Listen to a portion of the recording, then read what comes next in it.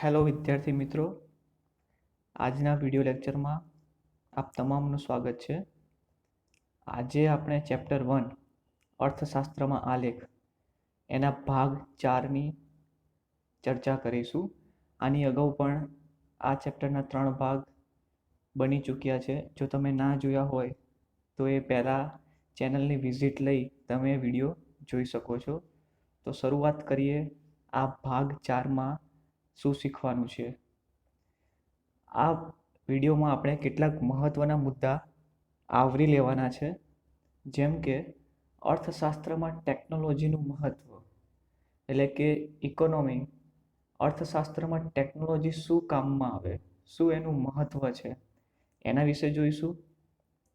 Computer ટેકનોલોજીના ઉપયોગ અંગેના ભય સ્થાનો, એટલે કે જ્યારે આપણે કોમ્પ્યુટર ટેકનોલોજીનો યુઝ કરતા હોય ત્યારે શું ભય રહેલો છે એના વિશે જોઈશું. ત્યારબાદ ઇન્ટરનેટના ઉપયોગો અને તેના ભય સ્થાનો. ઇન્ટરનેટનો શું ઉપયોગ છે અને તેના ભય સ્થાનો કેવા શું છે. ડેટા સીડી પર નોંધ. ઘણી બધી વાર સ્કૂલની એક્ઝામમાં પૂછાતું હોય છે 2 માર્કની અંદર. ડેટા સીડી પર ટૂંક નોંધ લખો અથવા ડેટા સીડી વિશે સમજાવો. અને લાસ્ટમાં ફૂલ ફોર્મ, એટલે કે આ ચેપ્ટરની અંદર કેટલાક ફૂલ ફોર્મ આપણે આપેલા છે, જે વિડીયોની અંતે આપણે ઓવરવ્યૂ કરી લઈશું. તો સ્ટાર્ટ કરીએ અર્થશાસ્ત્રમાં ટેકનોલોજીના મહત્ત્વથી. પ્રસ્તાવના. આધુનિક યુગ એ ટેકનોલોજીનો યુગ ગણાય છે. આપણે જાણીએ જ છીએ 21મી સદી એટલે ટેકનોલોજીની એક સદી પણ માનવામાં આવે છે. અને એમાં પણ આ બીજો દસકો એટલે કે 2011 પછીનો ગાળો એ અત્યાધુનિક યુગ ટેકનોલોજીની બાબતમાં ગણાય છે. દરેક જગ્યાએ દરેક ક્ષેત્રની અંદર નવી નવી ટેકનોલોજી દિવસે ને દિવસે વધતી જોવા મળે છે.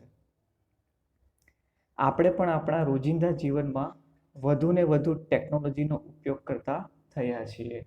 પહેલાં સાદા ફોન કીપેડવાળા યુઝ કરતા હતા, પછી ટચ સ્ક્રીનવાળા ફોન આવ્યા, પછી એન્ડ્રોઈડ સિસ્ટમવાળા ફોન આવ્યા, ઇન્ટરનેટ સિસ્ટમવાળા, કે જેને કારણે આપણે ઘરે બેઠા અત્યારે જેમ અભ્યાસ કરીએ છીએ તેમ આપણે ઘરે બેઠા અભ્યાસ કરી શકીએ છીએ, શીખી શકીએ છીએ. તો આપણા રોજિંદા જીવનમાં પણ દિવસે ને દિવસે ટેકનોલોજીમાં વધારો થતો જોવા મળે છે. જેમ કે આપણે એકબીજા સાથે સંપર્કમાં રહેવા માટે, એટલે કે વોટ્સઅપ છે, કે જેની મદદથી આપણે એકબીજા સાથે ભલે વ્યક્તિ કોઈ પણ દેશના ખૂણામાં બેઠો હોય તો પણ આપણે એની સાથે વાત કરવા માટે, એને કોન્ટેક્ટમાં રાખવા માટે આપણે આ ટેકનોલોજીનો ઉપયોગ કરી શકીએ છીએ. ગીતો સાંભળવા માટે, એટલે કે ક્યારેક આપણે બોર થઈ ગયા હોઈએ તો આપણા માઇન્ડને ફ્રેશ કરવું હોય તો આપણે ઘણી બધી વાર ઓનલાઈન સોંગ્સ ઇન્ટરનેટના માધ્યમથી સાંભળીએ છીએ. એટલે આપણે ફોનની અંદર પહેલેથી ગીતો નાખી નથી દેવાના. ઇન્ટરનેટની મદદથી આપણે વગર મોબાઈલમાં ગીતો રાખીએ આપણે ઓનલાઈન સાંભળી શકીએ છીએ. ડ્રાઇવિંગ વખતે રસ્તો શોધવા માટે, એટલે કે જ્યારે આપણે રસ્તો કોઈ ભૂલી ગયા હોય, કોઈ અજાણી જગ્યાએ જવાનું હોય અને ત્યારે આપણે એ માર્ગ તરફ જવા માટે, એટલે કે રસ્તો ફાઇન્ડ કરવા માટે આપણે ટેકનોલોજીનો ઉપયોગ કરી શકીએ છીએ. ગૂગલ મેપ છે, કે જ્યાં આપણે કોઈ બી જગ્યાએ આપણે જવું હોય તો આપણે રસ્તો ખબર ના હોય તો આપણને એ ગૂગલ મેપ એક સહાયક આસિસ્ટન્ટ રૂપે મદદ કરે છે. વસ્તુ ખરીદવા માટે ડીમાર્ટ છે, બિગ બજાર છે અથવા એમેઝોન, ફ્લિપકાર્ટ જેવી કોમર્શિયલ વેબસાઇટ પરથી ખરીદી કરવા માટે ટેકનોલોજી ખૂબ જ આગળ પડતી અથવા જરૂરી છે. બિલો ભરવા માટે જાણીએ જ છીએ કે ટેક્સ બિલ છે, ટેલિફોન બિલ છે, એટલે કે લેન્ડલાઇન મોબાઈલ બિલ છે, લાઇટ બિલ છે વગેરે જેવા બિલો ભરવા માટે પણ ટેકનોલોજી ખૂબ જ જરૂરી છે. અને આ ટેકનોલોજીના માધ્યમથી આપણે એકબીજાના સંપર્કમાં રહી શકીએ છીએ, ગીતો સાંભળી શકીએ છીએ, રસ્તો શોધી શકીએ છીએ, ખરીદી કરી શકીએ છીએ, બિલો ભરી શકીએ છીએ. આ સિવાય અનેક કાર્યો કરી શકીએ છીએ આપણે. અને તેવી જ રીતે અર્થશાસ્ત્રમાં પણ અભ્યાસ કરવા માટે કોમ્પ્યુટર ટેકનોલોજીનું મહત્ત્વ ખૂબ જ છે. એટલે કે જ્યારે જે અર્થશાસ્ત્રીઓ છે એ અર્થશાસ્ત્રીઓ જ્યારે એમની પાસે આંકડાકીય માહિતી આવે છે તો એનું જ્યારે એ લોકો સંશોધન કરે છે ત્યારે એ સંશોધનમાં કોમ્પ્યુટર ટેકનોલોજી ખૂબ જ સારી અને અસરકારક સાબિત થાય છે. તો આપણે આના પછી એ જોઈશું કે અર્થશાસ્ત્રના અભ્યાસમાં ટેકનોલોજી કઈ રીતે અસરકારક સાબિત થાય છે. આ પ્રશ્ન માર્ચ 2018 બોર્ડની પરીક્ષામાં LQ એટલે કે 3 માર્કમાં પૂછાયો હતો. ક્વેશ્ચન આ રીતનો હતો કે અર્થશાસ્ત્રમાં કોમ્પ્યુટર ટેકનોલોજીનું મહત્ત્વ સમજાવો. તો અર્થશાસ્ત્રનો અભ્યાસ કરતા હોય ત્યારે કોમ્પ્યુટર ટેકનોલોજી શું ઉપયોગમાં આવી શકે છે, એનાથી શું થઈ શકે છે. તો સૌ પ્રથમ પોઈન્ટ છે આપણો પ્રેઝન્ટેશન બનાવવા કે તૈયાર કરવા માટે. જ્યારે પણ આપણે કોઈક અર્થશાસ્ત્રનો અભ્યાસ કરતા હોઈએ અથવા તો કોઈને સમજાવતા હોઈએ ત્યારે આપણે પાવર પોઈન્ટની મદદથી અથવા તો કોઈ એપ્લિકેશન કે સોફ્ટવેરની મદદથી અલગ અલગ રીતના પ્રેઝન્ટેશન બનાવીને અર્થશાસ્ત્રની આંકડાકીય માહિતી રજૂ કરી શકીએ છીએ. અત્યારે તમે જોયું જ હશે કે જ્યારે અંદાજપત્ર રજૂ કરવામાં આવે છે તો અંદાજપત્ર જ્યારે તમે ટીવીમાં ન્યૂઝ ચેનલની અંદર અંદાજપત્ર જુઓ છો તો તમે જો કેવા અલગ અલગ રંગથી હાઇલાઇટ કરેલું હોય છે, બરાબર, જેથી કોઈ સામાન્ય વ્યક્તિને પણ ખબર પડી જાય કે અંદાજપત્ર શું કહેવા માંગે છે. એટલે અત્યારે ટેકનોલોજી એટલી બધી આગળ વધી ગઈ છે કે અર્થશાસ્ત્રની કોઈ પણ પ્રકારની માહિતી આપણે પ્રેઝન્ટેશન દ્વારા આસાનીથી અને સરળ શબ્દોમાં રજૂ કરી શકીએ છીએ. જેમ કે એક એક્ઝામ્પલ આપેલું છે, અંદાજપત્રનો પાઠ સમજવો છે ફોર એક્ઝામ્પલ તરીકે, તો 3 સ્લાઇડ બનાવવી પડે. એક સ્લાઇડમાં આપણે અંદાજપત્રનો અર્થ સમજાવીએ, અંદાજપત્રના ખાતાઓ એટલે કે ચાલુ ખાતા અને મૂડી ખાતા સમજાવીએ, બીજી સ્લાઇડમાં અંદાજપત્રના ખાતાની વિગતો સમજાવીએ એટલે કે ચાલુ ખાતામાં શું આવે, મૂડી ખાતામાં શું આવે વગેરે, અને અંતે ત્રીજી સ્લાઇડમાં આપણે આપણા ભારત દેશનું અંદાજપત્ર પાછલા વર્ષનું જે હોય એ રજૂ કરીએ. તો અંદાજપત્રનો જે પાઠ રહ્યો એ સરળ શબ્દોમાં માત્ર 3 સ્લાઇડમાં જ સમજાવી શકાય છે. તો આ શાને કારણે શક્ય બન્યું? ટેકનોલોજીને કારણે શક્ય બન્યું.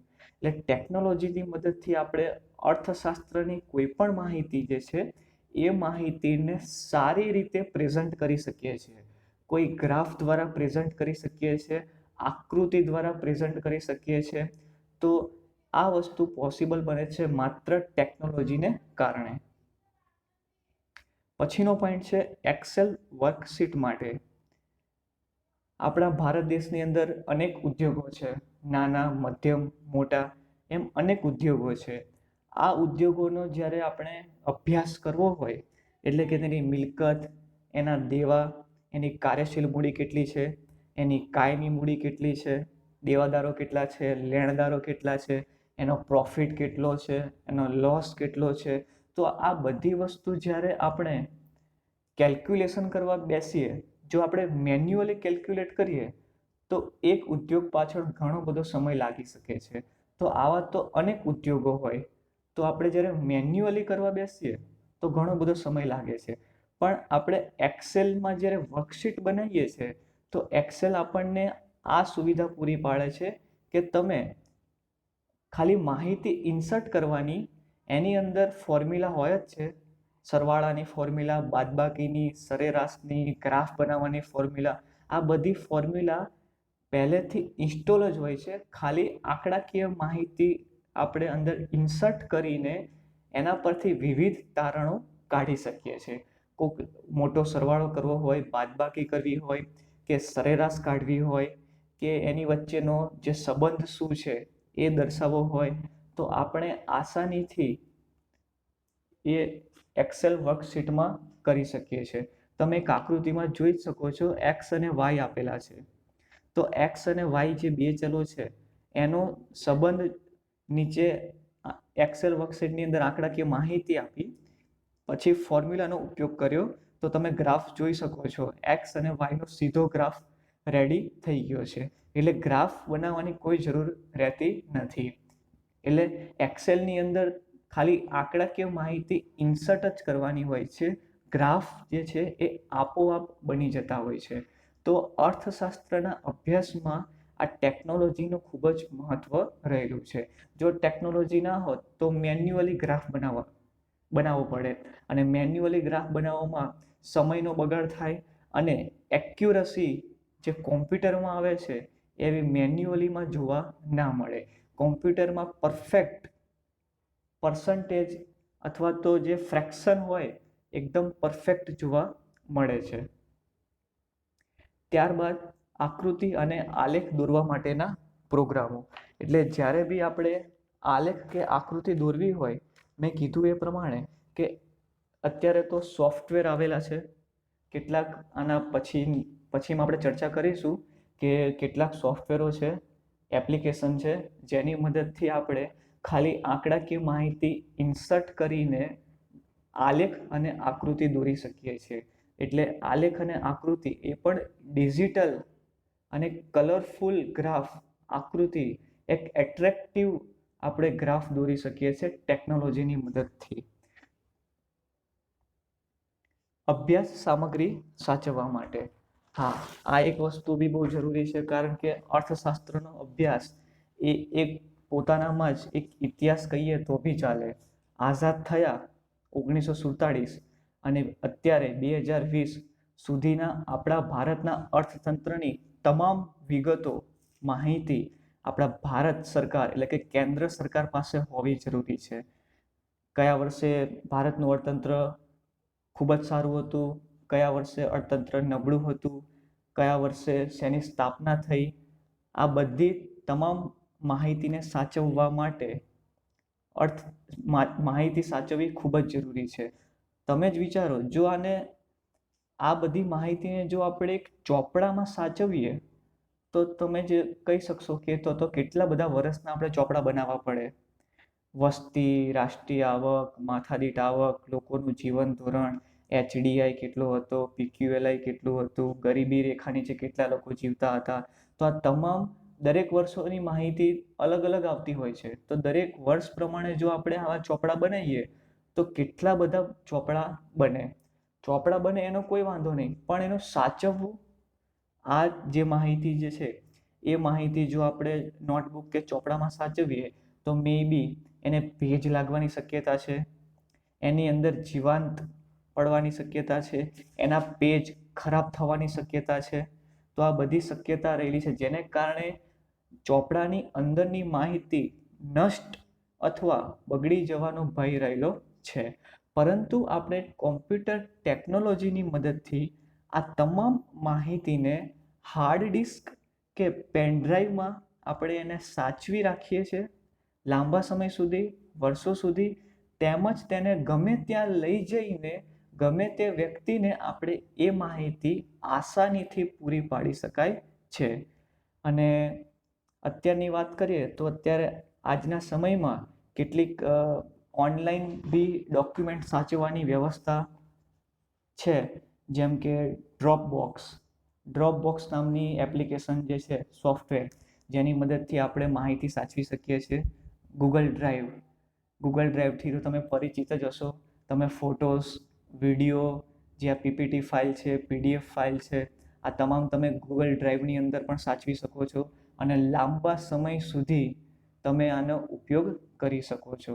પછી ડિજીલોકર, સરકારનું એક આ નવું સાહસ કે જેની મદદથી આપણા જે મહત્ત્વના ડોક્યુમેન્ટ છે, આધાર કાર્ડ, લાઇસન્સ, પાન કાર્ડ, આપણા રિઝલ્ટ્સ, તો જેવા આટલા આ જે સર્ટિફિકેટ છે એ બધા સર્ટિફિકેટ્સને આપણે ડિજિટલ સ્વરૂપે ડિજીલોકરની અંદર આપણે સુરક્ષિત રાખી શકીએ છીએ, જેને કારણે આ ભેજ લાગવાનો કે ચોરી થવાનો કે નષ્ટ થવાનો એવો કોઈ ભય રહેતો નથી. તો અત્યારના આધુનિક યુગમાં માહિતી સાચવવા માટે આ ડ્રોપબોક્સ, ગૂગલ ડ્રાઈવ અને ડિજીલોકર જેવી વ્યવસ્થા પણ ઉપલબ્ધ છે. અને છેલ્લું, અન્ય સાધનો. આંકડાશાસ્ત્રનો અભ્યાસ કરવા માટે કેટલાક એડવાન્સ પ્રોગ્રામો છે જે અસંખ્ય માહિતીને પલભરમાં સોર્ટ આઉટ કરીને આપે છે. એટલે કે તમે એ સોફ્ટવેરની અંદર કોઈ સમની રકમ લખો તો એ આખું સોલ્યુશન સાથે તમને જવાબ આપી દે છે. તો કેટલાક અસંખ્ય માહિતી માટે કેટલાક એડવાન્સ પ્રોગ્રામો છે જેની મદદથી આપણે વિધિન સેકન્ડોમાં સંશોધન કરી શકીએ છીએ. કેટલાક સોફ્ટવેરો છે અહીંયા, SPSS, સાઝમ, eViews અને SAS.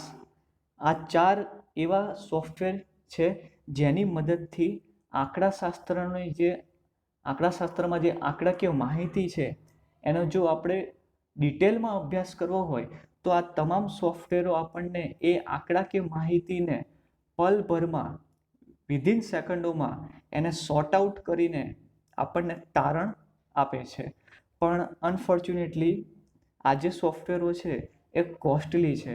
એટલે કે પેઇડ સોફ્ટવેરો છે જે આપણે કોમ્પ્યુટર એની વેબસાઇટ પર જઈને એને પરચેસ કરવા પડે છે અને ખૂબ જ મોંઘા સોફ્ટવેરો હોય છે. એટલે આપ સામાન્ય વ્યક્તિ અભ્યાસ કરવા માટે ખરીદી શકતો નથી. આ સોફ્ટવેર જે અર્થશાસ્ત્રીઓ હોય છે, જે સંસ્થાઓ હોય છે, જે સ્પેશિયલ રિસર્ચ કરવા માંગતી હોય એ તમામ લોકો આ સોફ્ટવેરનો ઉપયોગ કરે છે. પરંતુ કેટલાક સોફ્ટવેરો ઇન્ટરનેટમાં એવા છે કે જે ફ્રીવેર છે. એટલે કે આપણને મફતમાં વિનામૂલ્ય નિઃશુલ્ક મળે છે. જેમ કે ગ્રેટલ, PSPP, R.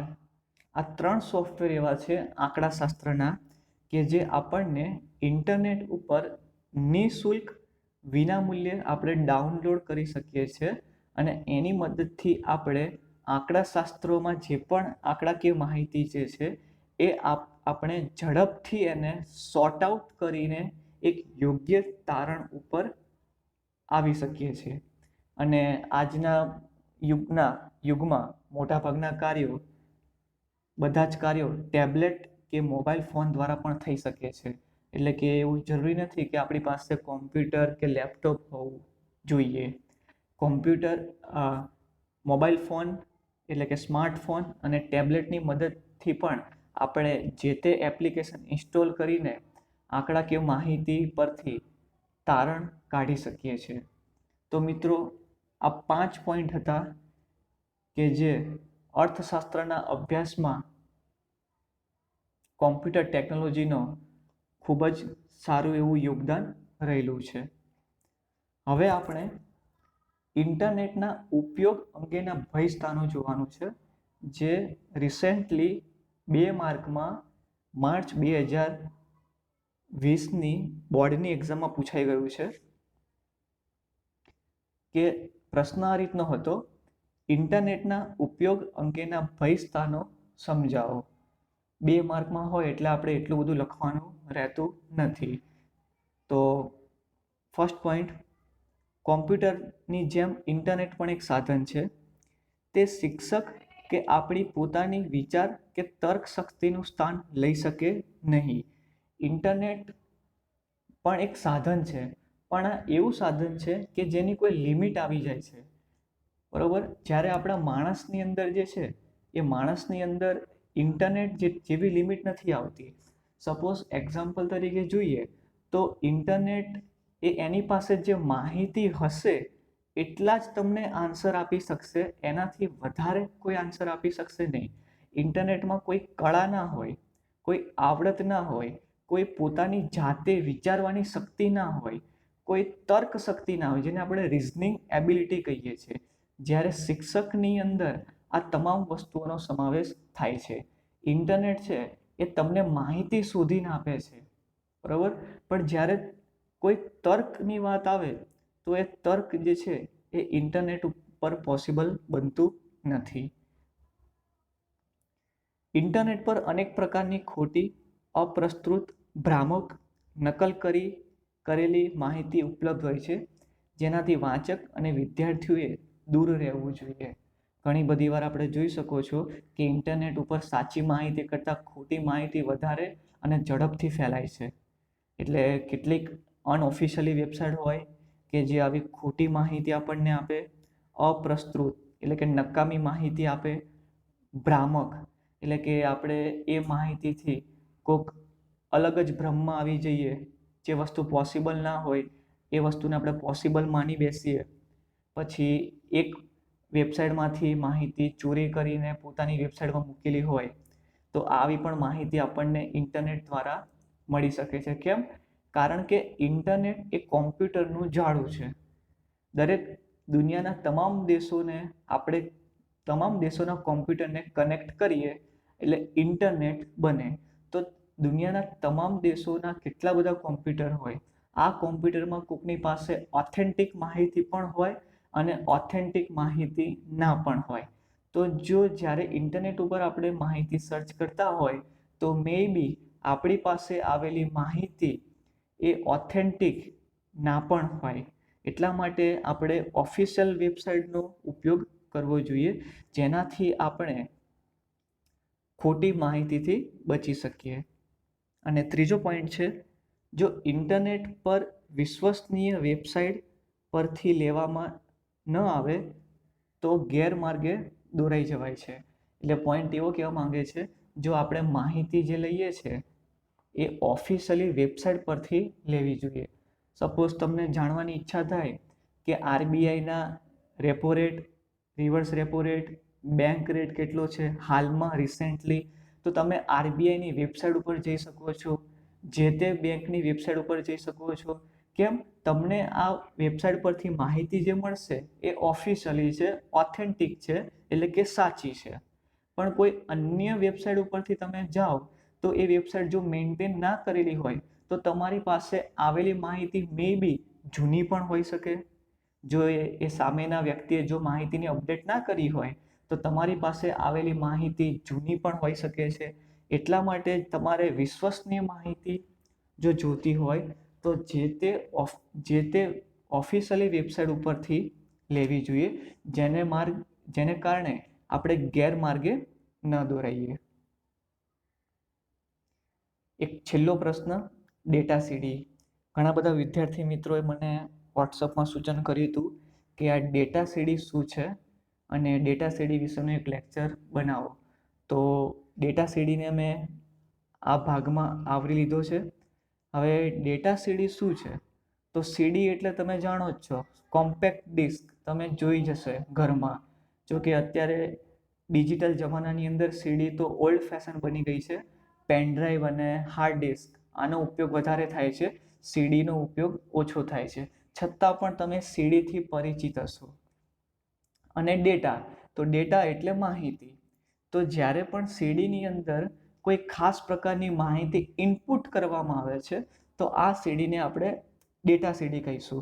જેમ કે કોઈ બ્લેન્ક સીડીની અંદર રાષ્ટ્રીય આવકની માહિતી ઇન્સર્ટ કરવામાં આવે, જો કોઈ બ્લેન્ક સીડીની અંદર માથાદીઠ આવક, ભારતની ગરીબી, ભારતની બેરોજગારી, આ તમામ આંકડાઓ જે છે એ સીડીની અંદર સંગ્રહ કરવામાં આવે તો આ સીડી એક ડેટા સીડી કહેવાશે. તો સવાલ થાય કે સર, આ ડેટા સીડી બનાવવાનું કામ કોણ કરે છે અને કેમ કરે છે? તો તમારા પ્રશ્નનો હું જવાબ આપી દઉં કે આ ડેટા સીડી બનાવવાનું કામ આપણા ભારત સરકાર વતી જે ઇકોનોમિક્સ ડેવલપમેન્ટ ડિપાર્ટમેન્ટ છે અને જે સ્ટેટિસ્ટિક્સ ડિપાર્ટમેન્ટ છે, જેના દ્વારા આ તમામ માહિતીને એકઠી કરવામાં આવે છે અને આ માહિતી એકઠી કરીને બજારમાં આ સીડી વેચવા મૂકે છે. એટલે કે જે ભારત સરકાર, કેન્દ્ર સરકાર જે છે, કેટલીક પ્રયોગશાળા છે, કેટલીક સરકારી સંસ્થા છે, એ આ પ્રકારની સીડી બનાવે છે અને એ સીડી બનાવીને બજારમાં વેચવા મૂકે છે. તો સવાલ થાય કે સર, લોકો આ સીડી ખરીદીને કરશે શું? તો મેં કીધું એ પ્રમાણે કે આ જે સીડી છે એ સીડીની અંદર કેવા પ્રકારની માહિતી હોય છે? તો વસ્તી કેટલી છે, વસ્તી વૃદ્ધિ દર કેટલો છે, માથાદીઠ આવક કેટલી છે, રાષ્ટ્રીય આવક કેટલી છે, કેટલા ગરીબો છે, કેટલા બેરોજગાર છે, ગરીબીનો દર કેટલો છે, બેરોજગારીનો દર કેટલો છે, ઉદ્યોગોની સ્થિતિ કઈ રીતની છે, ભારતનું અર્થતંત્ર કઈ રીતનું છે. તો આ તમામ પ્રકારની માહિતીનો જે ડેટા છે એ ડેટા આ સીડીની અંદર સમાવેલો હોય છે. એટલે માની લો કોઈ અર્થશાસ્ત્રી છે, એ અર્થશાસ્ત્રીને ડિટેલમાં અભ્યાસ કરવો છે તો એના પાસે આ બધી માહિતી હોવી જરૂરી છે. અને મેં કીધું એ પ્રમાણે ઓથેન્ટિક માહિતી હશે તો જ કોઈ સાચા તારણ ઉપર આવી શકીશું. જો ઓથેન્ટિક માહિતી નહીં હોય તો સાચા તારણ ઉપર આવી શકાય નહીં. તો સરકાર જે છે આ સીડી મારફતે એકદમ સાચી સચોટ માહિતી રજૂ કરે છે અને આ પ્રકારની સીડી બજારમાં વેચવા મૂકે છે. અને આ સીડી ખરીદનારા કોણ હોય છે? તો શૈક્ષણિક સંસ્થાઓ હોઈ શકે છે, સંશોધન સંસ્થાઓ હોઈ શકે છે. આ બધા તેમને ખરીદે છે, ખરીદીને એનો ઉપયોગ અભ્યાસ માટે કરે છે તેમજ સંશોધન માટે કરે છે. બરાબર. સપોઝ કોઈક વ્યક્તિ જે છે, કોઈ વ્યક્તિને ભારતનું પાછલા વર્ષનું અર્થતંત્ર વિશે જાણવું છે, એના વિશે રિસર્ચ કરવું છે, તો એ માર્કેટમાં જઈને આવા પ્રકારની ડેટા સીડીને પરચેસ કરશે. પરચેસ કરીને એ સીડીને પોતાના કોમ્પ્યુટર કે ફોનમાં ડાઉનલોડ કરશે અને એમાંથી એ રિસર્ચ કરીને તારણ કાઢી શકે છે, એટલે કે અભ્યાસ અને સંશોધન કરી શકે છે. તો આ હતી ડેટા સીડી. અને આપણા ભારત સરકાર અને કેટલીક પ્રયોગશાળા, સંશોધન કેન્દ્રો અને સરકારી સંસ્થાઓ કેટલીક ડેટા સીડી બજારમાં વેચવા મૂકે છે, જે આપણે જોઈએ. એક છે ભારતમાં રાષ્ટ્રીય આવકની ગણતરીની સીડી. એટલે કે કોઈને જાણવું હોય કે આપણા ભારતની રાષ્ટ્રીય આવકની ગણતરી કઈ રીતે થાય છે, કઈ વસ્તુને ગણતરીમાં લેવાય છે, કઈ વસ્તુને ગણતરીમાં લેવાતી નથી, રાષ્ટ્રીય આવક કઈ રીતે ગણાય છે. તો આ તમામ વસ્તુની જે માહિતી છે એની એક સીડી હોય છે, જે સીડીને ભારતની રાષ્ટ્રીય આવકની સીડી તરીકે કહેવામાં આવે છે. પછી વસ્તી ગણતરીના આંકડાની સીડી, ઉદ્યોગોના સર્વેની સીડી, એટલે કે જે ભારતના જે ટોપ ઉદ્યોગો છે એ ટોપ ઉદ્યોગોમાં મિલકતો કેટલી છે, દેવું કેટલું છે, લોન કેટલી છે, એમનો પ્રોફિટ કેટલો છે, એમનો લોસ કેટલો થયો હતો, કેમ થયો હતો, એની પાછળનું કારણ શું છે. તો આ સર્વે કરવા માટે પણ એન્યુઅલ સર્વે ઓફ ઇન્ડસ્ટ્રીઝની પણ સીડી બહાર પાડવામાં આવે છે. NSSO નેશનલ સેમ્પલ સર્વે ઓર્ગેનાઇઝેશનની સીડી, જેની અંદર અર્થતંત્રના જે અમુક નાના નાના ટોપિક પર જે સર્વે કરેલો હોય છે એ નાના નાના ટોપિકનો જે સર્વે એ આ NSOની સીડીમાં આવરી લેવામાં આવે છે. તો આઈ હોપ કે તમને ખ્યાલ આવી ગયો હશે કે ડેટા સીડી એટલે શું. જ્યારે બી ડેટા સીડીનો પ્રશ્ન પૂછાય તો તમારે આ તમે જે વિડીયોમાં જુઓ છો એ તમારે બે વસ્તુ લખવાની રહેશે. એક, સીડીનો અહેવાલ, એટલે કે સીડીને બનાવે છે કોણ અને કોના માટે બનાવે છે, અને કેટલા પ્રકારની સીડી છે જે કેન્દ્ર સરકાર, સંશોધન કેન્દ્ર, સરકારી સંસ્થાઓ બજારમાં વેચવા મૂકે છે. અને અંતે આપણે થોડા ફૂલ ફોર્મ જોઈ લઈશું આ પાઠને લગતા. પહેલું છે CMEI, central for monitoring Indian economics, જે ભારતીય અર્થતંત્ર, આ એક એવી સંસ્થા છે કે જે ભારતીય અર્થતંત્ર ઉપર મોનિટરિંગ એટલે કે ધ્યાન રાખે છે. CSO, સેન્ટ્રલ સ્ટેટિસ્ટિકલ ઓર્ગેનાઇઝેશન, આ એક એવો વિભાગ છે જે આંકડાકીય માહિતી પૂરી પાડે છે, ગરીબી, બેરોજગારી વગેરે. WHO, વર્લ્ડ હેલ્થ ઓર્ગેનાઇઝેશન, તેના વિશે આપ પરિચિત જ હશો, જે વિશ્વ આરોગ્ય સંસ્થા છે, જે લોકોનું આરોગ્ય જાળવવાનું કામ કરે છે, વિવિધ રસી બનાવવાનું કામ કરે છે અને લોકોને જાગૃત કરવાનું કામ કરે છે. યુનેટેડ નેશન્સ ઓર્ગેનાઇઝેશન, જેને ટૂંકમાં આપણે યુએન કહીએ છીએ, જે આંતરરાષ્ટ્રીય શાંતિ અને સલામતી જાળવવાનું કાર્ય કરે છે. ILO ઇન્ટરનેશનલ લેબર ઓર્ગેનાઇઝેશન, જે ભારતમાં અથવા વિશ્વમાં જે શ્રમિકો છે એ તમામ શ્રમિકોના હકો જાળવવાનું કામ, એમના પર અત્યાચાર ન થાય, એમનું શોષણ ન થાય એ જોવાનું કામ ઇન્ટરનેશનલ લેબર ઓર્ગેનાઇઝેશન દ્વારા કરવામાં આવે છે. NSSO નેશનલ સેમ્પલ સર્વે ઓર્ગેનાઇઝેશન, જે આપણે જોઈએ પ્રમાણે અર્થશાસ્ત્રના અમુક ટોપિક પર સર્વે કરે છે. IMF ઇન્ટરનેશનલ મોનેટરી ફંડ, જે દેશનું અર્થતંત્ર નબળું પડી ગયું હોય, અર્થતંત્ર પડી ભાંગ્યું હોય, એને પોતાનું અર્થતંત્ર ફરીથી બેઠું કરવા માટે જંગી લોનની જરૂર હોય છે, અને આ જંગી લોનની સહાય આપવાનું કામ IMF એટલે કે ઇન્ટરનેશનલ મોનેટરી ફંડ દ્વારા કરવામાં આવે છે.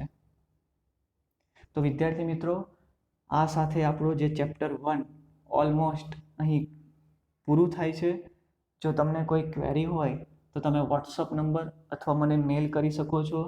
અને બીજા વિદ્યાર્થી મિત્રો જે 12મા ધોરણની અંદર અભ્યાસ કરી રહ્યા છે, એમણે આપણી ચેનલ ચેરિયટ ઓફ વિઝડમ તમે એમને શેર કરી શકો છો, જેને કારણે આ લોકડાઉનના સમયમાં તેઓ પણ સમયનો દુરુપયોગ કરવાને બદલે સદઉપયોગ કરીને આપેલા જ્ઞાનને ગ્રહણ કરીને વિષય વસ્તુ વિશે પરિચય મેળવી શકે.